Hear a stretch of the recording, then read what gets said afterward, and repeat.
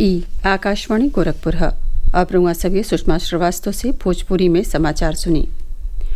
लोकसभा चुनाव के तीसरा फेरा में बिहने प्रदेश के जौन 10 संसदीय सीटिन पर वोट डालल जाई ऊ हईन संभल, हाथरस, आगरा, फतेहपुर सीकरी, फिरोजाबाद, मैनपुरी, एटा, बदायूं, आंवला और बरेली। ये सजो 10 लोकसभा सीटिन से 100 गो उम्मीदवार चुनाव मैदान में बाड़े। प्रदेश का मुख्य निर्वाचन अधिकारी नवदीप रेणुआ बतौलें कि बिहने होखे वाले मतदान के सकुशल, निष्पक्ष और शांतिपूर्ण ढंग से संपन्न करावे बदे आज पोलिंग पार्टी कुली अपने अपने पोलिंग बूथ खातिर रवाना हो गईलिन। सज्जो जिला निर्वाचन अधिकारियन के मतदान केंद्रन और पोलिंग बूथन पर मतदाता और मतदान कर्मियन बदे जरूरी सुविधा मुहैया करौले का निर्देश देहल गईल हउवे। मतदान बदे सुरक्षा के पुरहर इंतजाम कईल गईल हवे। छठवां फेरा के चुनाव बदे प्रदेश के 10 लोकसभा सीटिन पर 29 अप्रैल से चली रहल नामांकन प्रक्रिया में आज पर्चा दाखिल कैले का अंतिम तिथि रहे। आखिरी दिन ने पर्चा दाखिल करे वाले उम्मीदवारन में श्रावस्ती से भाजपा का साकेत मिसिर प्रमुख रूप से शामिल हुए। ए फेरा में दाखिल पर्चन के जांच बिहने 7 मई के हुई, जबकि 9 मई ले नाव वापिस लिहल जा सकेला। ए फेरा में प्रदेश के 14 संसदीय सीटिन सुल्तानपुर, प्रतापगढ़, फूलपुर, इलाहाबाद, अम्बेडकर नगर, श्रावस्ती, डुमरियागंज, बस्ती, संत कबीर नगर, लालगंज, आजमगढ़, जौनपुर, मछली शहर आ भदोही पर 25 मई के मतदान हुई। लोकसभा चुनाव के 7वां और अंतिम फेरा बदे पर्चा दाखिला के प्रक्रिया बिहने 7 मई से शुरू हो जाई।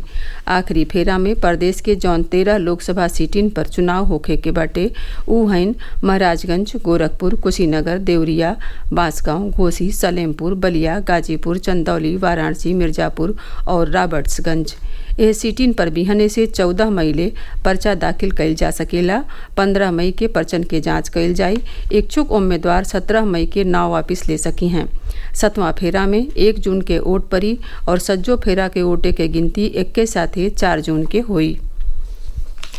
लोकसभा चुनाव के चौथा और 5वां फेरा में कई गो राजनीतिक दलन के वरिष्ठ नेता प्रचार अभियान तेज कर देले हुए।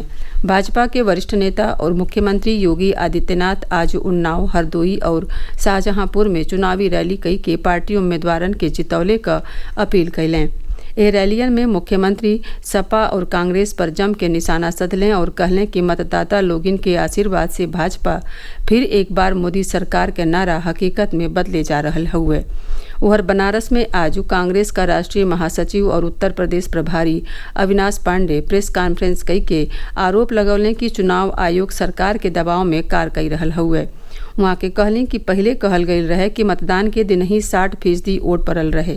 11 दिन बाद एक के संशोधित कई के 66% कई दिहल गई। दूसरी ओर कांग्रेस महासचिव प्रियंका गांधी वाड्रा आज संझा रायबरेली में पार्टी पदाधिकारियों के साथ बैठकी करी हैं, जहाँ से उनकर भाई और कांग्रेसी नेता राहुल गांधी चुनाव लड़ी रहल हुए। सपा प्रमुख अखिलेश यादव आज चुनाव प्रचार बदे कन्नौज पहुंचल हुए। लोकसभा चुनाव के बीचे समाजवादी पार्टी एगो बढ़न सांगठनिक फेरबदल करत श्यामलाल पाल के पार्टी का नया प्रदेश अध्यक्ष बनौले हुए। वो नरेश उत्तम पटेल के जगह ली हैं, जौन फतेहपुर संसदीय सीट से पार्टी का उम्मीदवार हुए। श्यामलाल पाल प्रयागराज जिला के रहवैया हुए और पहले प्रदेश उपाध्यक्ष के सतही कई गो पदन पर कार कई चुकल हुए।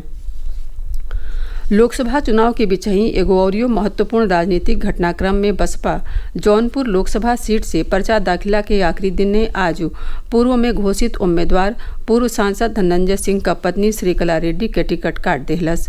श्रीकला रेड्डी पहले ही पर्चा दाखिल कर चुकल रहलिन। बसपा अब एजा से श्याम सिंह यादव के आपन उम्मीदवार बनौले हुए। नया उम्मीदवार श्याम सिंह यादव कहलें कि बसपा सुप्रीमो मायावती खुद उनने फोन कई के ये सीट से चुनाव लड़ले के कहले रहलिन। नया घोषित उम्मीदवार आज अपन पर्चा दाखिल कर देहलें। हज कमेटी ऑफ इंडिया हज यात्रियों के सुविधा बदे कमेटी के आधिकारिक वेबसाइट से ऑनलाइन टिकट बुकिंग के इंतजाम कहिल देहले हुए। हज यात्री अपन कवर नंबर डाल के ऑनलाइन टिकट बुक कर सकेलें। उत्तर प्रदेश राज्य हज समिति का सचिव SP तिवारी बतौलें कि ऑनलाइन बुकिंग कन्फर्म हो गईले पर उन्हें उड़ान के तारीख से 2 दिन पहले रिपोर्टिंग बदे हज हाउस नहीं आवे के पड़ी। Council for the Indian school certificate examination CISE आज दर्जा 10 और 12 के रिजल्ट घोषित कर देले हुए। ई रिजल्ट बोर्ड परीक्षा के आधिकारिक वेबसाइट पर उपलब्ध बाटे। ए साल 10वीं के इम्तिहान में 99.65% छात्रा लोग और 99.31% छात्र लोग पास भइल हुए, जबकि 12वीं में 98.92% छात्रा लोग और 97.53% छात्र लोग पास भइल हुए। एक रेसत ही भोजपुरी समाचारन का ई बुलेटिन पूरा भइल। नमस्कार।